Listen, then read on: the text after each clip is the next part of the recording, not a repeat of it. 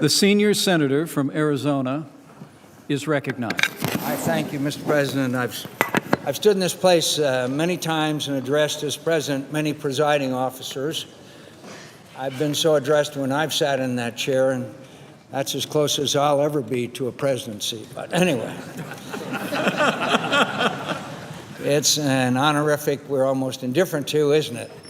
In truth, presiding over the Senate can be a nuisance, a bit of ceremonial bore, and it is usually relegated to the more junior members of the majority.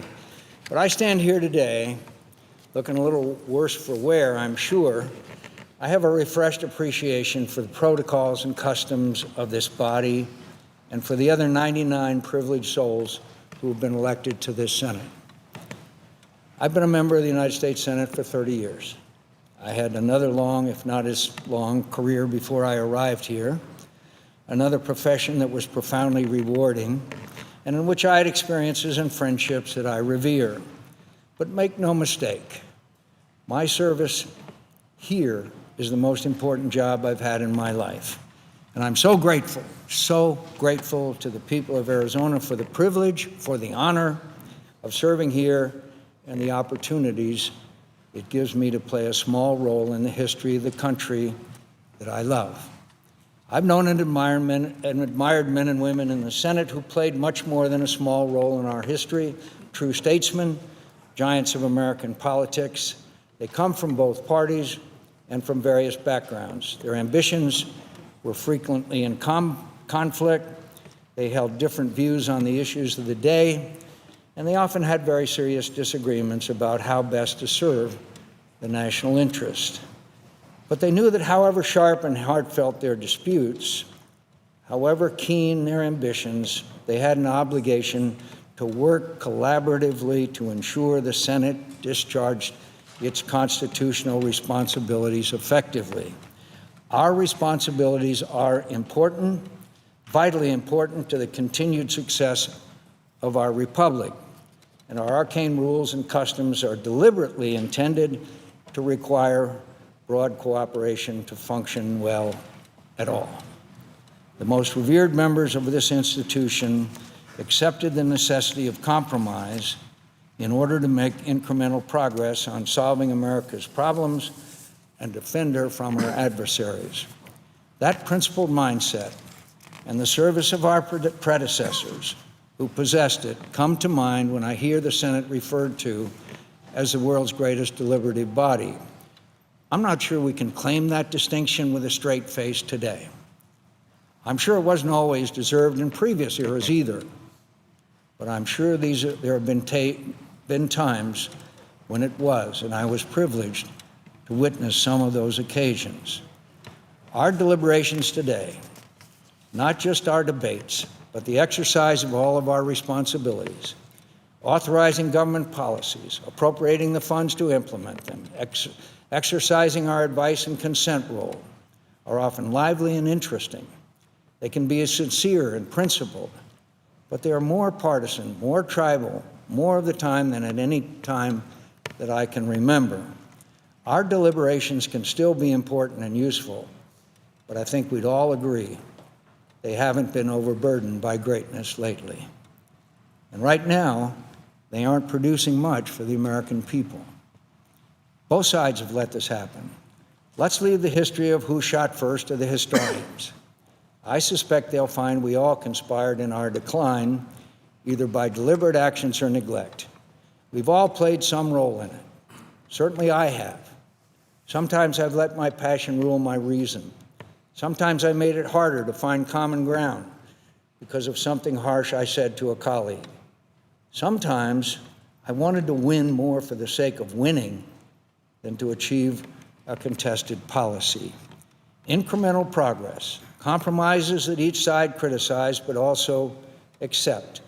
Just plain muddling through to chip away at problems and keep our enemies from doing their worst isn't glamorous or exciting.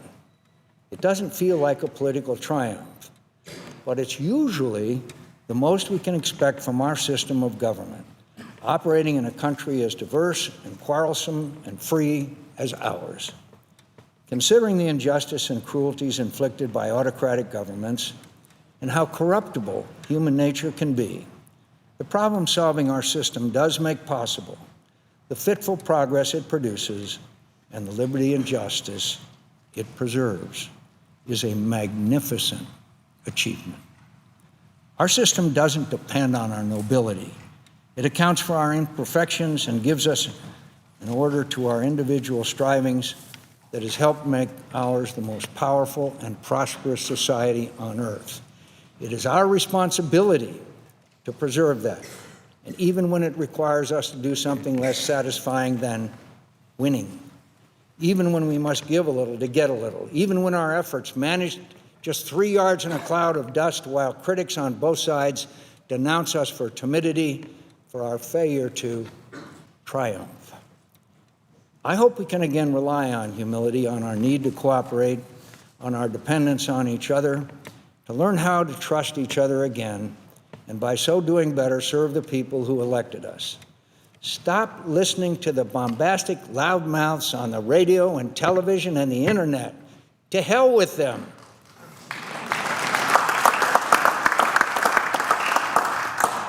They don't want anything done for the public good. Our incapacity is their livelihood. Let's trust each other. Let's return to regular order. We've been spinning our wheels on too many important issues because we keep trying to find a way to win without help from across the aisle. That's an approach that's been employed by both sides, mandating legislation from the top down without any support from the other side, with all the parliamentary maneuvers that requires. We're getting nothing done, my friends. We're getting nothing done. And all we've really done this year is confirm Neil Gorsuch to the Supreme Court. Our health care insurance system is a mess. We all know it, those who support Obamacare and those who oppose it. Something has to be done. We Republicans have looked for a way to end it and replace it with something else without paying a terrible political price. We haven't found it yet, and I'm not sure we will. All we've managed to do is make more popular a policy that wasn't very popular when we started trying to get rid of it. I voted for the motion to proceed to allow debate to continue and amendments to be offered. I will not vote for this bill as it is today. It's a shell of a bill right now. We all know that. I have changes urged by my state's governor that will have to be included to earn my support for final passage of any bill. I know many of you will have to see the bill change substantially for you to support it. We've tried to do this by coming up with a proposal behind closed doors in consultation with the administration, then springing it on skeptical members, trying to convince them that it's better than nothing. That it's better than nothing? Asking us to swallow our doubts and force it past a unified opposition.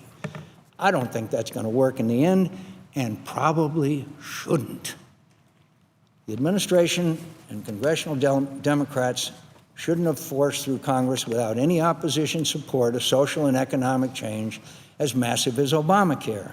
And we shouldn't do the same with ours.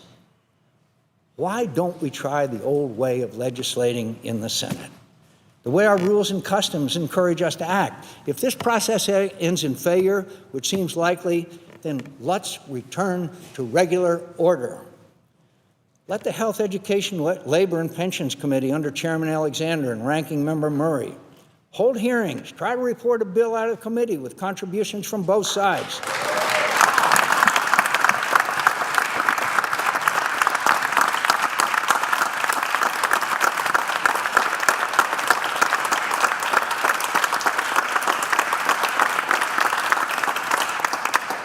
Something that my dear friends on the other side of the aisle didn't allow to happen 9 years ago.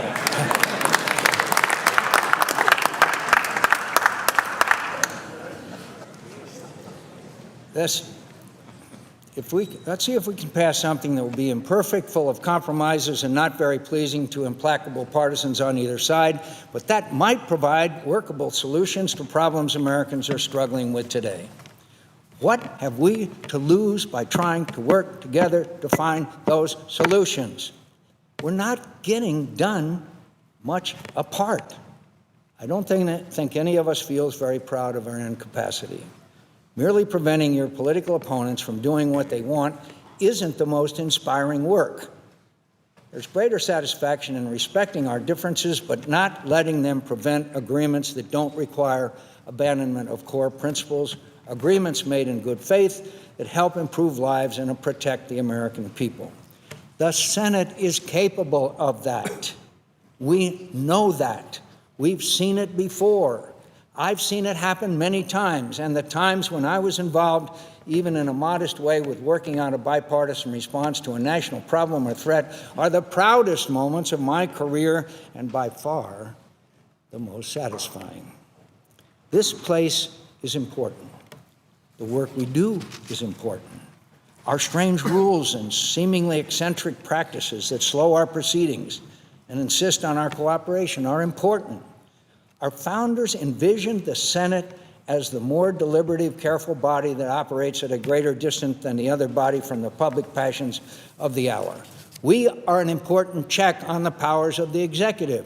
Our consent is necessary for the president to appoint jurists and powerful government officials, and in many respects, to conduct foreign policy.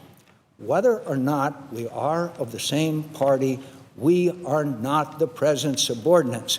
We are his equal.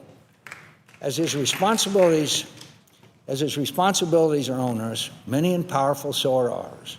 We play a vital role in shaping and directing the judiciary, the military, and the cabinet in planning and supporting foreign and domestic policies.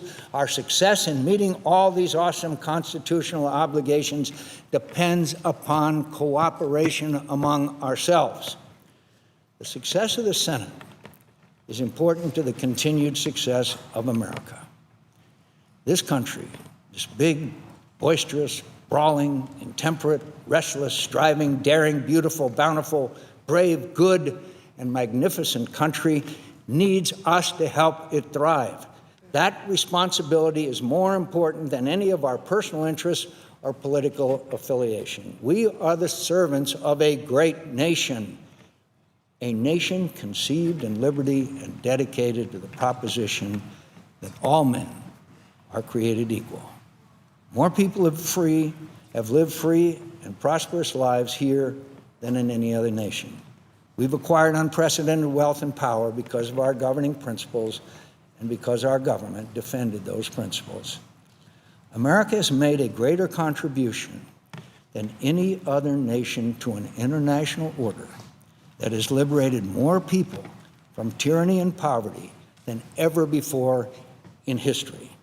We have been the greatest example, the greatest supporter, and the greatest defender of that order. We aren't afraid. We don't covet other people's land and wealth. We don't hide behind walls. We breach them. We are a blessing to humanity. What greater cause could we hope to serve than helping keep America the strong, aspiring, inspirational beacon of liberty and defender of the dignity of all human beings and their right to freedom and equal justice? That is the cause that binds us and is so much more powerful and worthy than the small differences that divide us. What a great honor and extraordinary opportunity it is to serve in this body. It's a privilege to serve with all of you. I mean it. Many of you have reached out in the last few days with your concern and your prayers, and it means a lot to me. It really does. I've had so many people say such nice things about me recently that I think some of you must have me confused with someone else. I appreciate it, though, every word, even if much of it isn't deserved. I'll be here for a few days. I hope managing the floor debate on the defense authorization bill, which I'm proud to say is again a product of bipartisan cooperation and trust among the members of the Senate Armed Services Committee. After that, I'm going home for a while to treat my illness. I have every intention of returning here and giving many of you cause to regret all the nice things you said about me. And I hope to impress on you again that it is an honor to serve the American people in your company. Thank you, fellow senators. Mr. President, I yield the floor.